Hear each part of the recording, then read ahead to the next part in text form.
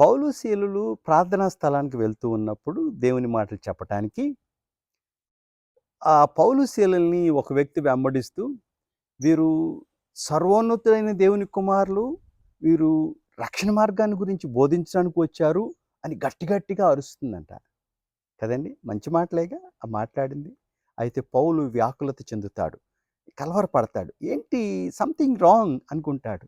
ఇక్కడ పౌలుతో పాటు ఉన్నటువంటి ఈ వ్యక్తి, ఈ స్త్రీ చక్కని మాటలే మాట్లాడినట్టుగానే అనిపిస్తుంది. రక్షణ మార్గాన్ని బోధించేవాళ్ళు, అవును రక్షణ మార్గాన్ని బోధించేవాళ్ళు. సర్వోన్నతుడైన దేవుని కుమారులు, అవును సర్వోన్నతుడైనటువంటి దేవుని కుమారులే వీళ్ళు అనిపిస్తా ఉంటది. కానీ తను దురాత్మ అన్న విషయాన్ని పౌలు ఆత్మలో గ్రహించి వ్యాకుల పడతాడు.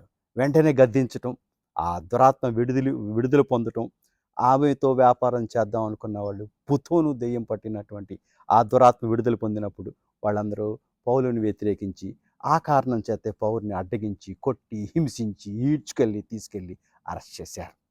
అఫ్‌కోర్స్ ఒక్కసారి మనం చాలా ఆలోచించవలసిన విషయం ఏంటంటే, దేవుని మాటలు చెప్పినట్టుగానే నీ పక్కన చేరి, కొన్నిసార్లు తప్పుదోవ పట్టిస్తున్న పరిస్థితుల్లో కొన్నిసార్లు ఉంటున్నాయి. అందరి విషయంలో అంటలేదు. కొన్నిసార్లు మనం జాగ్రత్తగా ఉండవలసిన వారం.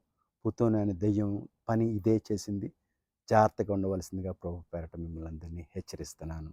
అలర్ట్ చేస్తున్నాను. God bless you.